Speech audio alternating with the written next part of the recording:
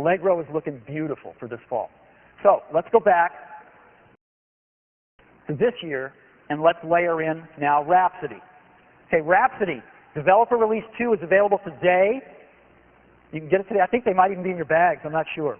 Developer release 2 is available today, and we will ship 1.0 of Rhapsody in next quarter, Q3. And then from then on, Rhapsody transitions into OS 10. It is the fundamental OS underpinnings of OS 10. Okay, let's layer in OS 10. OS 10 draft spec today. We will ship a beta of OS 10 in Q1 of next year, and we will ship 10.0, the biggest leap in the Mac OS since it was first introduced, Q3 of next year. That's where we are, and we are very confident that we can meet that schedule. Okay? That's where we are. Going from where we are today in Q2 with a draft spec, 5 quarters later, shipping a production release. Mac OS 10. Now,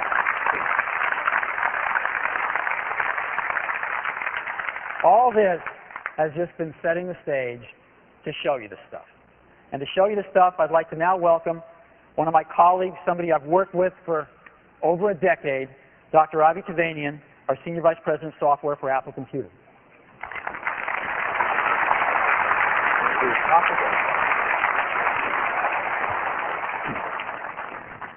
I was just watching those slides backstage with all those CD images on it for this year and next year. There's a lot of them. We've got a lot of work to do. But so far we're doing okay. So when we started thinking about really putting this kind of a strategy together, I think it's worth mentioning that a bunch of people said, well, you can't really do that. It's too difficult. You don't understand how the Mac OS apps work. You just can't do it. But like Steve said, we just decided to go and do it. We decided, look, we can analyze this forever. We can write white papers about it. So let's just get some engineers together. Let's pull out the APIs. Let's write these tools to find out what the apps do. And let's just dive right in and start writing code, importing code, and doing whatever it takes. And so we did that. And we found that we were fast approaching this conference. And of course, for this conference, we like to have some demos of what we're working on. And everyone was really scared because, well, gee, it's a lot of work. It's a real lot of work. And, you know, to get the basic technology working and then have apps work on top of it is really difficult, and we didn't think we were going to do it. But there's nothing like a deadline. And so I'm happy to report that we can actually show you some stuff today. So let me get Jim Batsman up here, who's going to help me show you what we've been working on for the past 2 months. Okay, so that's it. Can we get the right screen fixed? Okay, well, what's on the left screen then? Okay, so we've been working on the basic libraries for quite a while now, and we actually started that in the context of porting the QuickTime code onto Rhapsody. And in fact, we have a DR2 system running here with the initial version or the current version of the Carbon APIs. So as we got close to this conference and we started feeling as though we could do some demos, we started to port some apps. And so we started with one that sounds simple, Simple Text. Why don't you bring that up, Jim? Okay. So we're launching Simple Text. And Simple Text is about 15,000 lines of code. And it's actually not so simple. Well, relatively simple. Okay. And we only have to make a handful of changes to get Simple Text come up and run. And as you can see, we've got the menus. And let's go ahead and bring up our Simple Text document. Okay, so we see a bunch of text. So how much did we have to change Simple Text to get this to run? Not much. Basically a recompile. Yeah. So let's go ahead and select some text. We can change the fonts. This is using TextEdit, TrueType fonts, the full Mac OS text system. And since it's TrueType, when we scale the fonts up, they still look great. Let's go ahead and change the style. Still looks great. So basically all just work. Yeah. Great.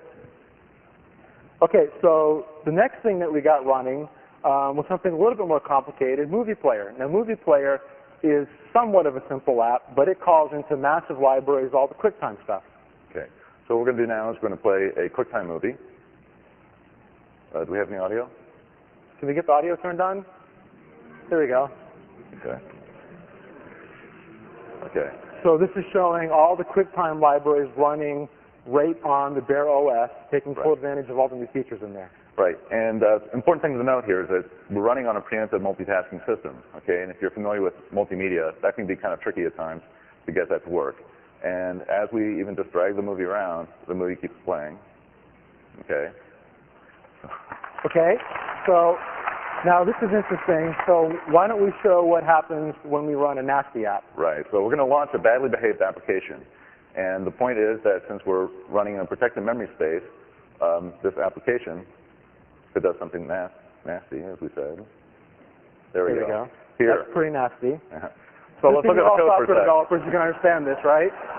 So for those of you not in the know, starting to write at low mem address 0 and just trashing it is probably a bad idea. So if I were running this on Mac OS 8, when I press this button, I'd be rebooting just about now. Okay. Right. So we should probably read that panel. Okay. So the alert comes up, says this application, trash low mem, has unexpectedly quit, but you do not have to restart your computer.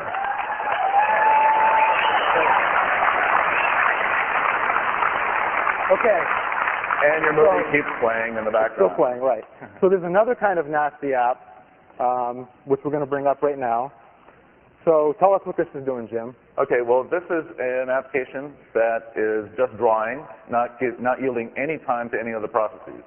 Okay, so if you're running this on Mac OS 8, not waiting for any event. Not calling wait next event. This would just lock up on Mac OS 8 system. In fact, you couldn't drag the windows, the movie would stop. All that would be happening on a Mac OS 8 system right now is the spinning colors. And but still, the movie keeps on playing. Okay, so the only way to kill this app. In fact, we can't kill it other than by bringing up this panel. That's right. So we can kill it through the process manager, and we quit the app, force quit, and it's gone. Okay. And through all of that, the QuickTime movie has kept on playing. Right. So we were ecstatic to see all of this stuff work.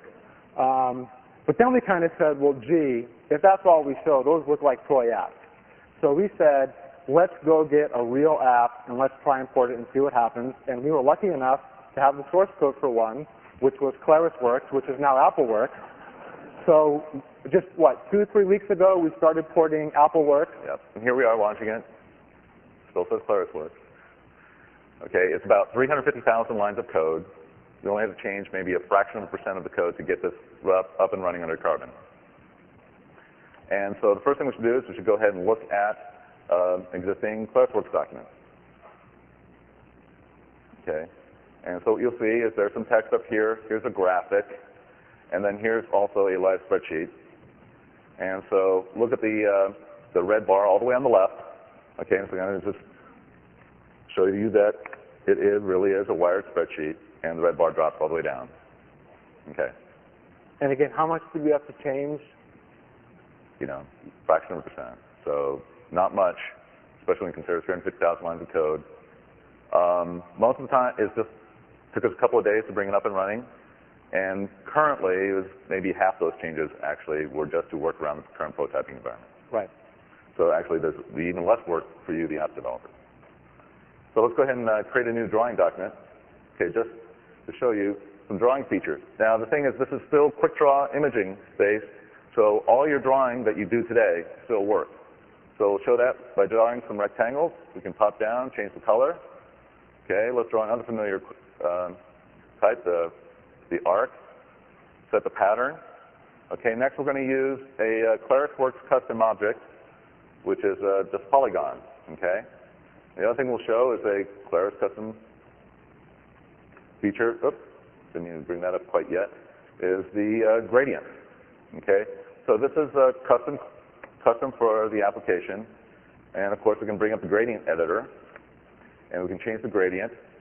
So the point here is this is a highly customized dialog. Okay, you, the application developer, spent a lot of time and you've invested a lot of your effort into making the application the way you want it. Okay, and none of that investment is lost by coming over to Mac OS 10. So that's no changes in the app itself. That's right. It just works. So we've done all the work in our code to make it all just continue to work. That's right. And you get all the advantages of preemptive multitasking, protected memory, and all the faster I/O networking. Mm-hmm. Okay. I guess That's this is, it. thanks, Jim. This is probably the one time where a crash would have been okay, because it would have just demoed the